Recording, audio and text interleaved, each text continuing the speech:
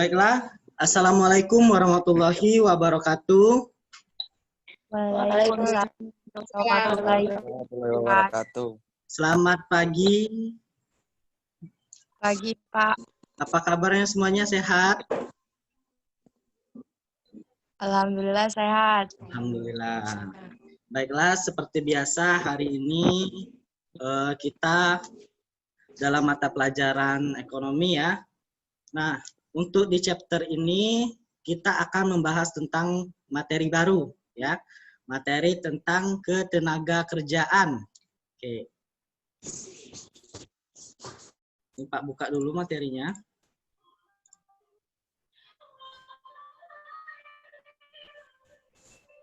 Nih, tentang ketenaga kerjaan.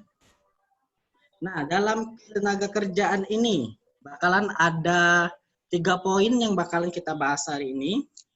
Yang pertama itu ada angkatan kerja, kesempatan kerja, dan tenaga kerja. Nah, sebelumnya kalian sudah nggak asing lagi nih yang namanya ketenaga kerjaan kan? Pastinya sudah tidak asing lagi.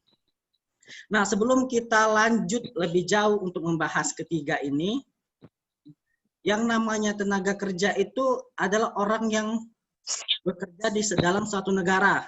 Nah, yang bekerja itu pasti penduduk suatu negara kan?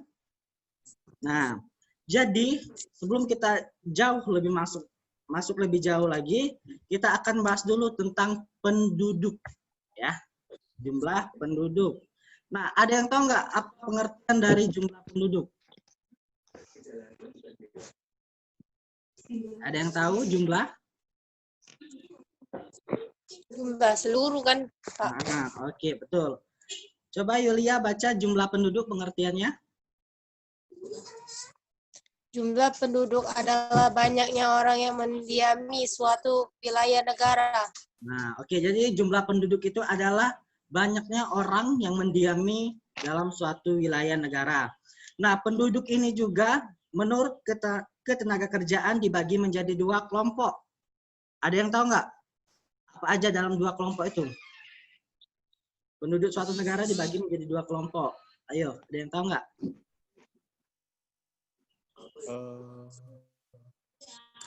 Ada 2 nih. Oke, penduduk dari suatu negara dibagi 2 kelompok menurut ketenaga kerjaan itu ada yang namanya usia kerja dan juga ada yang namanya bukan usia kerja, ya. Nah, ini nanti bakal kita bahas lagi waktu di angkatan kerja ini, ya. Oke, kita lanjut. Nah, sekarang kita membahas tentang angkatan kerja.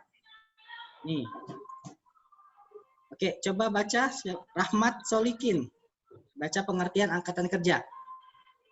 Angkatan kerja merupakan penduduk di suatu wilayah yang masuk dalam usia kerja di atas 15 tahun, baik yang bekerja maupun yang tidak bekerja, menganggur, namun tidak termasuk pelajar dan ibu rumah tangga. Nah, jadi angkatan kerja ini adalah penduduk negara yang berusianya masuk 15 tahun. Jadi 15 tahun ke atas itu sudah dikategorikan sebagai penduduk sebagai tenaga kerja ya. Nah, tadi kan tenaga kerja dibagi menjadi 2 kan? Ada yang namanya usia kerja dan ada yang namanya juga bukan usia kerja. Ya. Nah, usia kerja dan bukan usia kerja ini dibagi lagi ya. Ada yang menurut negara berkembang dan ada yang menurut negara maju. Ya. Nah, untuk di negara berkembang ya, yang termasuk usia kerja itu yaitu 15 tahun ke atas ya. 15 tahun ke atas.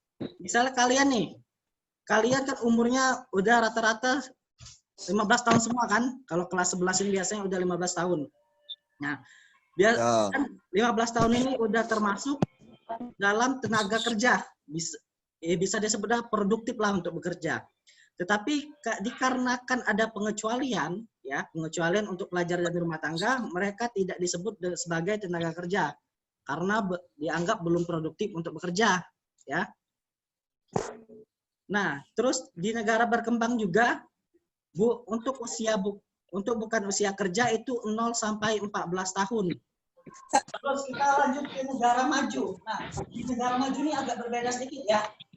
dalam kategori negara, dalam kategori usia kerja, di negara maju itu 15 sampai 64 tahun itu dianggap sebagai usia kerja. Nah, untuk bukan usia kerjanya itu 0 sampai 14 tahun dan 64 tahun ke atas. Ya.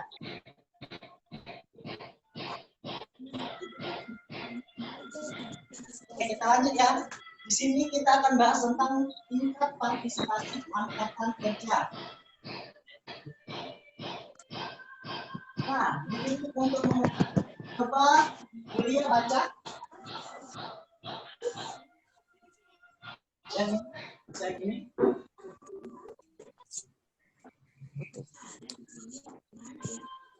Nah, jadi untuk mengetahui perbandingan antara angkatan kerja dan penduduk usia kerja atau disebut dengan tingkat partisipasi angkatan kerja, itu kita akan menemukan rumus sebagai berikut. Nah, rumusnya angkatan kerja dibagi dengan jumlah penduduk dikalikan dengan 100%.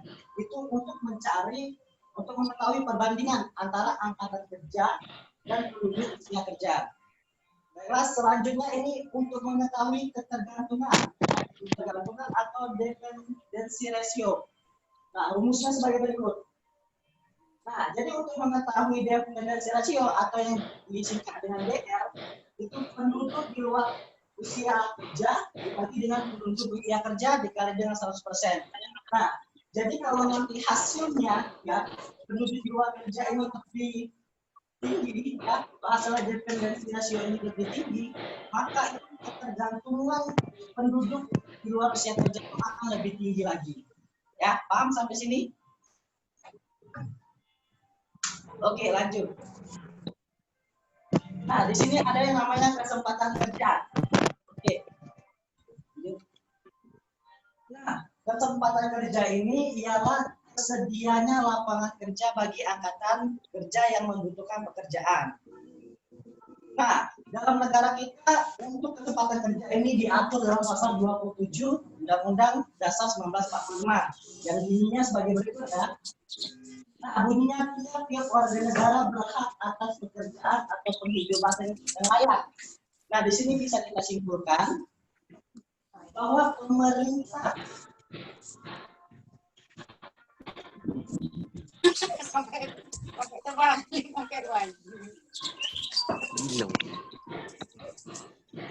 Nah, dari pasal ini bisa disimpulkan bahwa pemerintah Indonesia itu bertanggung jawab atas penciptaan lapangan kerjanya.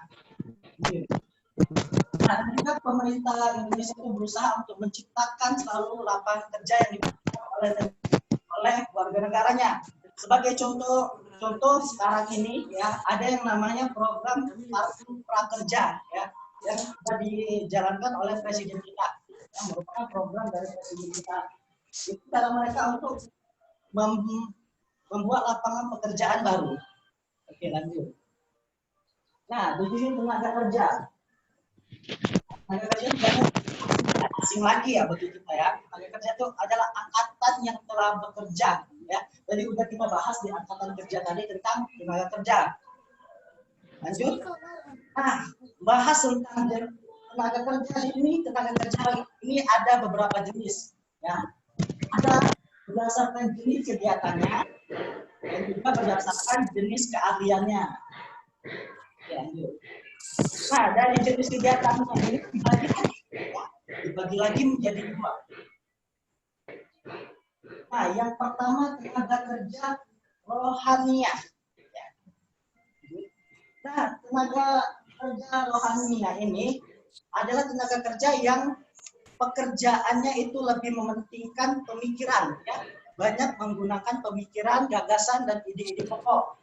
Nah, contoh dari tenaga kerja rohaniah ini seperti direktur, konsultan, dan manajer. Nah, mereka ini kan bekerjanya menggunakan ide dan gagasan ya. Cara kasarnya itu menggunakan otak atau pemikiran. Nah, terus yang kedua itu tenaga kerja jasmania. Nah, jasmania ini seperti yang kita tahu itu tenaga kerja yang menggunakan fisik ya. Nah, tenaga kerja yang melakukan pekerjaannya menggunakan tenaga fisik. Contohnya Nah, contoh dari tenaga kerja jasmaninya itu ada pekerja bangunan, ya, sopir angkut, terus dan lain-lain lah yang menggunakan fisik. Nah, itu berdasarkan jenis kegiatannya. Nah, sekarang berdasarkan keahliannya ada 3, ya. Yang pertama tenaga kerja terdidik. Nah, tenaga kerja terdidik ini adalah tenaga kerja yang mendapatkan suatu keahlian atau kemahiriran pada suatu bidang, ya, suatu bidang pendidikan baik formal maupun formal. Nah, contohnya di sini kita bisa lihat tenaga kerja terdidik itu ada pengacara, insinyur, ya, dokter, pokoknya mereka yang mendapatkan kerja dengan menggunakan pendidikan, ya, berdasarkan pendidikan mereka. Lanjut yang kedua, ada tenaga kerja terlatih. Tenaga kerja terlatih ini, tenaga kerja yang memiliki keahlian di bidang tertentu, ya. Dia memiliki keahlian di bidang tertentu menggunakan pengalaman mereka, ya. Contohnya, di sini contohnya itu ada supir, tukang masak, ojek, pelukis, ya. Kan itu mereka tenaga kerja terlatih ini memerlukan keahlian khusus, ya, keahlian yang memang memerlukan pengalaman dalam bekerja. Terus yang terakhir nih, menurut berdasarkan keahliannya, ada tenaga kerja tidak terdidik dan juga tidak terlatih. Nah, ini tenaga kerja yang gimana? Nah, seperti judulnya, ya, tenaga kerja yang tidak terdidik dan tidak terlatih merupakan yang hanya bekerja mengandalkan tenaga saja. Ya, contohnya nih, contohnya bisa kita lihat ya di kehidupan sehari-hari banyak yang tidak menggunakan, yang tidak terdidik, tidak terlatih. Itu ada yang namanya buruh angkutan, buruh pabrik, pembantu, dan tukang beca. Nah, mereka tuh hanya bekerja menggunakan tenaga. Ya, itu jenis-jenis dari tenaga kerja. Nah, sampai di sini ada yang mau ditanyakan nggak? Pak. Cukup? Paham? Paham. Paham. Baiklah, kalau tidak ada yang ingin ditanyakan, Bapak akhiri dulu pertemuan kita pada hari ini. Kalau ada kata yang salah, Bapak mohon maaf. Kepada Allah, Bapak pengampun. Wabillahi taufiq wal hidayah. Wassalamualaikum warahmatullahi wabarakatuh. Waalaikumsalam warahmatullahi wabarakatuh. Wabarakatuh.